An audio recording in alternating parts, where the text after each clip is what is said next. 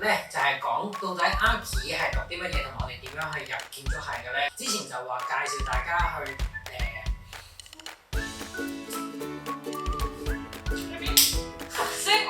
好，去一去廣告先。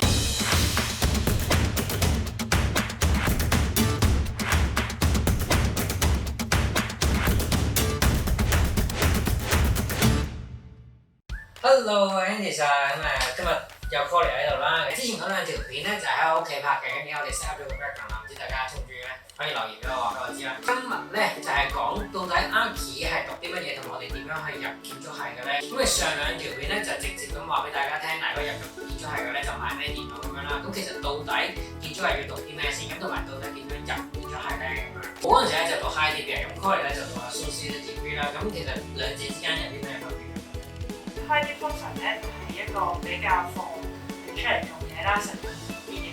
咁然之後阿蘇咧就主要係講翻上大學個機會都好睇。你係 City associate 係啊。係啦，咁嗱，如果大家 DSE 嘅朋友仔考得高分嘅咧，就唔使太擔心。喺香港最簡單嘅兩條路咧，就係你 DSE 考得高分，咁就入 Con 同埋 CU 咁樣最簡單嘅。根據2018年嘅統計啦，咁如果入 Con 同 CU 最低分嘅分數咧就係17分，咁樣最高分嘅咧就30分入建築系咁樣啦。咁嗰陣時點解你又會揀 City 或者係有冇考慮過到底點解要讀 associate degree 就係又唔讀 high degree 咧？因為我想好難即係我又唔係高分，咁又想讀 Archi， 然之後 Jupas 得 City 又 Archi 啦，咁我就懶得去諗下其他嘢。你係第一志願就即刻入咗去就係啊。咁啊，我仲衰一點，我 City 都唔收我，我讀 high diploma 啦。咁 high diploma 就有啲唔同啦，咁佢就讀2年啦，associate degree 就直接上翻自己嘅 degree 課程。咁佢哋自己有自己嘅 degree 課程啦。咁我 high diploma 就喺Hong Kong U Space 度讀嘅。Hong Kong U Space 就淨係得 high diploma 嘅啫。咁跟住之後佢就會同其他大學搞佢個 top up degree 嘅。咁我嗰陣時咧就係一個澳洲嘅學校咧。就同 Hong Kong Space 聯合，咁就做咗一個 top up degree 咁樣啦。咁而家嘅 Hong Kong Space 係一個英國嘅 top up degree 嚟。咁當然啦，如果你讀完 high diploma 嘅咧，其實就可以直接出去做嘢都得，因為 high diploma 其實就真係比較專門課嗰科比較多啲咁樣嘅。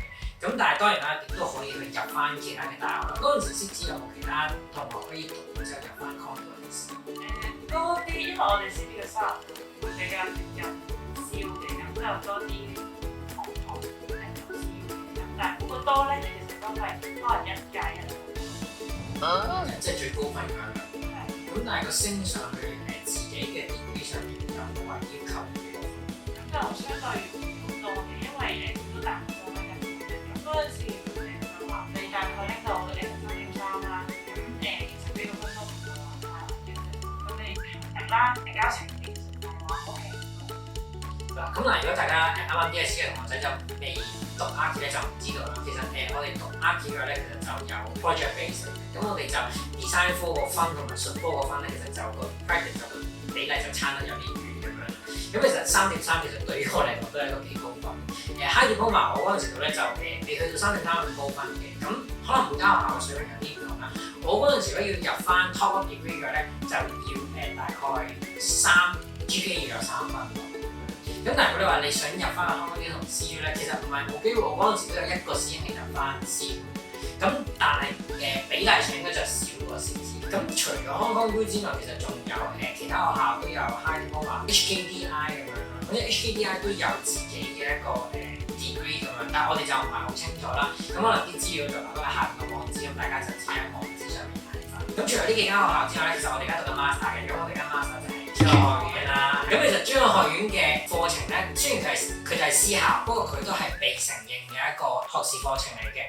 咁佢就都係讀4年嘅呢個學士課程啦。跟住之後，專業學院而家都有自己嘅碩士課程咁樣。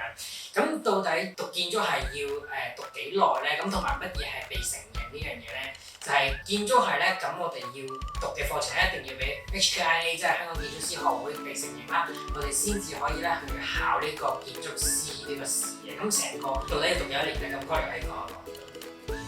幾多年？你入 degree 啦，咁就讀4年啦，之後1年嘅之後休咧，即係你出嚟做1年實習1年，咁之後就可以入翻碩士嘅課程，咁即係再讀。